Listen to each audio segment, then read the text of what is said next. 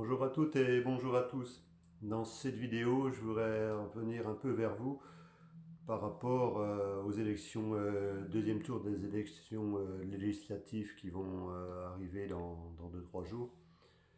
Et pour vous dire un peu ce que je pense par rapport à ça. Aujourd'hui, on est dans une situation où on se retrouve avec trois blocs qui monopolisent à peu près, on va dire, autour de 40% des voix. Ça veut dire qu'aujourd'hui, il y a quand même à peu près 50% des gens qui ne rentrent pas dans le débat, qui ne sont pas du tout intéressés par ces élections. Et en fait, on va complètement les mettre de côté, tous ces gens-là. Ensuite, on pourrait rajouter une proportion de 10% qui ne savent plus trop pour qui voter et qui vont voter par défaut. Donc pour résumer, aujourd'hui, la grande majorité, à peu près 2 tiers de la population, on aura le bol de ce qui se passe. Ils aspirent tout simplement à retrouver une vie normale et à vivre dans la paix.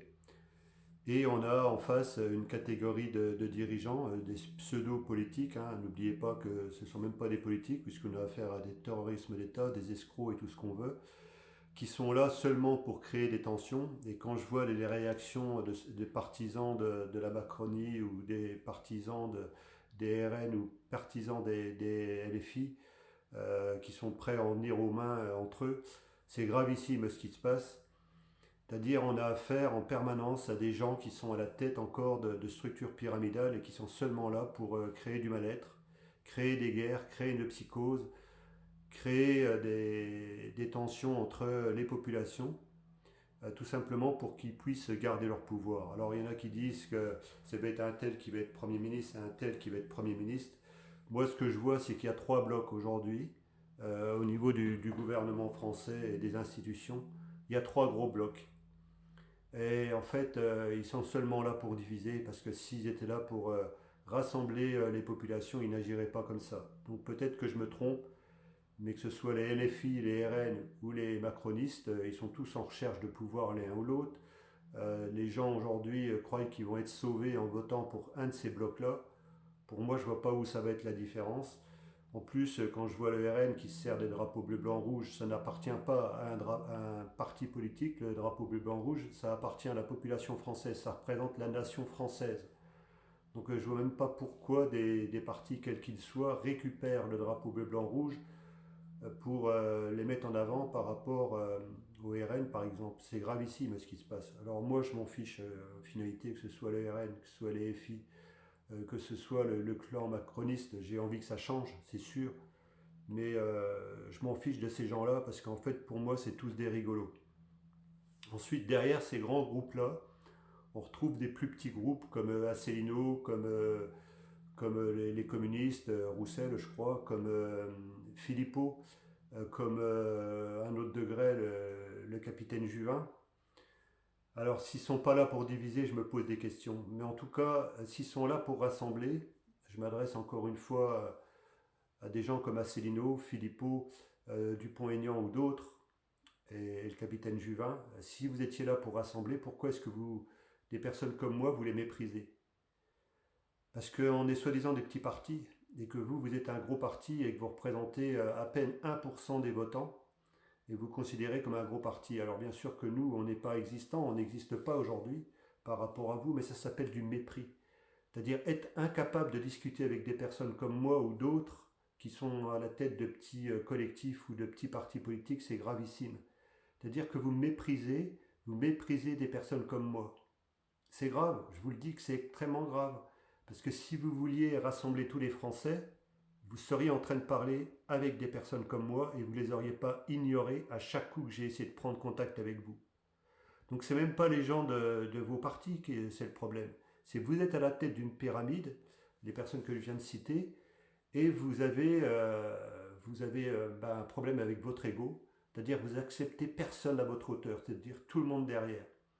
Et la question qui se pose, si vous avez du mépris par rapport à des personnes comme moi, comment est-ce que ça peut se passer par rapport aux personnes qui vous suivent? Comment est-ce que ça peut se passer pour vos adhérents qui vous suivent? Comment est-ce que vous les considérez? Et moi, j'interpelle ces adhérents-là qui suivent Asselineau, qui suivent Philippot, qui suivent le capitaine Juvin ou Dupont-Aignan. Quand vous leur parlez, est-ce qu'ils vous parlent à la même hauteur qu'eux ou est-ce qu'ils vous prennent de haut? Est-ce que vous arrivez à leur parler? Est-ce qu'ils vous écoutent au moins? Et ceci dit, s'ils vous écoutent, pourquoi est-ce qu'ils ne changent pas les choses? Pourquoi aujourd'hui ils se disent l'opposition contrôlée et que... Enfin, pas ils se disent pas. Ils ne se disent pas l'opposition contrôlée, ils se disent l'opposition, mais pour moi c'est une opposition contrôlée. Ensuite, ces gens-là, si vraiment ils étaient pour le bien des populations, pour rassembler les populations, non seulement ils seraient en train de discuter avec nous, et qu'en fait ils trouveraient que ce soit juste de se regrouper, parce que quand on fait 1% des élections, c'est quand même pas grand-chose. C'est déjà très bien, c'est sûr, mais c'est quand même pas grand-chose. En plus, il y a un autre cas qui se pose, c'est que des personnes comme moi, on ne les met jamais dans les médias. Alors peut-être que je suis inculte, peut-être que je ne suis pas assez intelligent, j'en sais rien. Mais en tout cas, on ne les met pas dans des médias alors que vous y êtes. Il y en a d'autres qui parlaient du Philippe de Villiers, qui vient du système, il ne faut quand même pas l'oublier non plus, et que ce soit Asselineau, Philippot, tous ces gens-là viennent du système, et ils n'ont jamais cherché à changer les choses. C'est-à-dire, ils cherchent toujours à tirer profit de la situation, mais ils vont faire le moins de bruit possible pour pas offusquer les institutions en place, même s'ils font du bruit par rapport au gouvernement en place, ils vont rien faire par rapport aux institutions en place. C'est-à-dire à un moment donné, ils vont faire croire qu'ils sont pour le Frexit et en finalité, qu'est-ce qu'ils vont faire? En tout cas, ces gens-là, plus ou moins, Philippe de Villiers, par exemple, toutes les semaines, il passe dans les médias. Mais quand on l'entend dire, c'est dénoncer tout ce qui ne va pas. Mais aujourd'hui, qu'est-ce qu'il fait pour coordonner toutes les forces de résistance de France? Moi, je pose la question à tous les adhérents du RN, tous les adhérents d'En Marche, tous les adhérents de LFI, tous les adhérents de Roussel, de communistes ou d'autres encore que je vais oublier, tous les adhérents d'Asselineau, tous les adhérents de Philippot, tous les adhérents du capitaine Juvin ou de Dupont-Aignan. Posez-vous la question, pourquoi vos chefs de file passent dans les médias et que surtout, ils ne veulent surtout pas collaborer avec les autres? Alors on va dire les autres sont mauvais. Moi, je fais partie des personnes qui essayent de coordonner le maximum de gens. Il y a des gens qui ne m'apprécient pas, mais moi, j'ai de problème avec personne. Alors pourquoi est-ce que ces gens-là qui font figure d'autorité en France, qui puissent passer encore dans les médias, ne permettent pas à d'autres de venir discuter avec eux quand ils passent sur les médias? Parce qu'Asselineau pourrait très bien échanger avec moi dans un média. Philippot pourrait très bien échanger avec moi dans un média quand il passe. Mais ils ne vont surtout pas le faire. Pour quelle raison est-ce qu'ils ne le font pas? Alors moi, j'ai bien une idée par rapport à ça, mais je pose la question à tous ces adhérents de ces groupes-là. Pourquoi? Est-ce que vraiment ils vous considèrent? Ou est-ce que c'est seulement votre portefeuille qui les intéresse? Je vais lancer un appel à tous les résistants de France. Aujourd'hui, je vais sortir une brochure dont certains de mes adhérents ont parlé, pour qu'aujourd'hui nous puissions monter, c'est-à-dire un document papier qu'on fera passer sur le site du mpi7.fr pour que le maximum de personnes viennent nous rejoindre. Parce qu'aujourd'hui, si on n'est pas capable de bouger des gens qui pourraient être de notre côté, comme Asselineau, Philippot, Dupont-Aignan ou le capitaine Juvin ou d'autres, hein, il y en a encore d'autres encore, si ces gens-là ne sont pas capables de venir collaborer avec la vraie résistance de France, alors qu'eux s'appellent la vraie résistance, mais ils ne veulent surtout pas collaborer, il ne faut quand même pas oublier que les derniers vraies résistances c'était les FFI, on pourrait les remplacer aujourd'hui par les Gilets jaunes. Les vraies résistances c'était les FFI, donc il y avait tous les bords confondus. Et aujourd'hui, ils n'essayaient pas de récupérer le pouvoir, ils essayaient seulement de sauver leur vie et de sauver la vie de leur famille. C'était la seule chose qui leur importait. Alors j'en rappelle encore à ces gens-là, mais j'en appelle à toutes les bonnes volontés de France qu'il est temps pour vous de rejoindre des groupes comme le MPI7. Mais moi je vais parler au nom du MPI7. Adhérez en masse, faites partager ces documents-là que vous trouverez.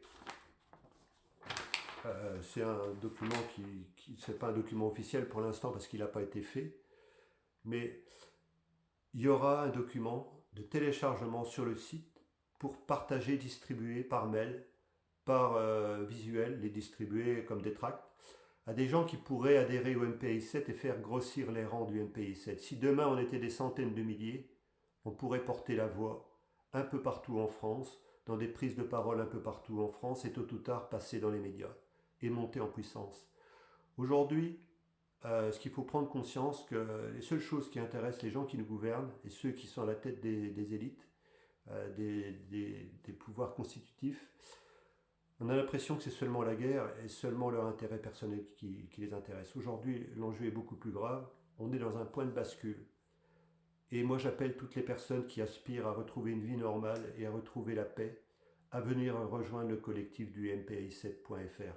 C'est important que vous le fassiez, que vous en parliez partout autour de vous pour faire grossir les rangs du MPI7, pour créer un nouvel âge d'or qui sera surtout basé sur une volonté spirituelle de l'être humain, c'est-à-dire un être qui est en recherche de paix, qui est en recherche de paix avec les autres, même s'il ne se laisse pas faire, et qu'on a affaire à un mécanisme impitoyable, mais aujourd'hui l'heure est grave.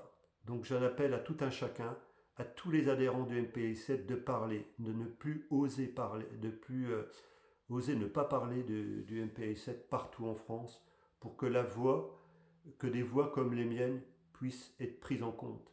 Et j'aspire aujourd'hui qu'il y ait des personnes qui viennent me rejoindre et qui puissent aussi prendre la parole au nom du MPI7 partout en France, dans l'Hexagone et dans les îles un peu partout. Donc j'appelle toutes les personnes de bonne volonté qui ont envie que les choses en France, que les choses changent en France, qu'on puisse créer une nouvelle société, un nouveau système axé vers la paix et qu'on redonne le pouvoir à l'être humain, aux hommes et aux femmes et aux familles. Et qu'on restructure tout le monde agricole pour ramener le monde agricole à entre 700 000 et 1 million d'agriculteurs. Qu'on augmente les salaires des salariés et que les salariés aient moins de travail, travaillent beaucoup moins, pour qu'on aille vers une société de bien-être, qu'on aille vers une société de loisirs, de paix. On n'est pas venu sur Terre pour faire des heures et des heures, pour rendre du temps de travail à des entreprises qui nous ignorent, qui ne nous respectent pas. Aujourd'hui, c'est de retisser un noyau collaboratif, une économie collaborative au travers des loisirs, au travers de l'art, au travers du travail de chacun, que chacun puisse créer sa propre activité et relancer toute l'économie du rural et faire revenir ces enfants qui sont partis, c'est-à-dire environ 20% de la population, ce qui pourrait représenter pour les communes un doublage de la population des communes pour relancer l'économie du rural et contrecarrer les décisions des élites dirigeantes qui veulent nous créer peut-être une guerre civile demain. Mais en tout cas, il est temps que tous ces guignols qui sont à la tête de l'État français et à la tête de certains pouvoirs politiques écoutent les adhérents de leur parti politique. En tout cas, moi j'essaye d'écouter le maximum de personnes. Moi je vous remercie de votre écoute en tout cas et je vous souhaite un très bel avenir et n'hésitez pas à parler de nous et n'hésitez pas à venir rejoindre le collectif du MPI7.fr qui est un mouvement de paix avant tout pour redonner le pouvoir à la population française. Merci de votre écoute et à très bientôt.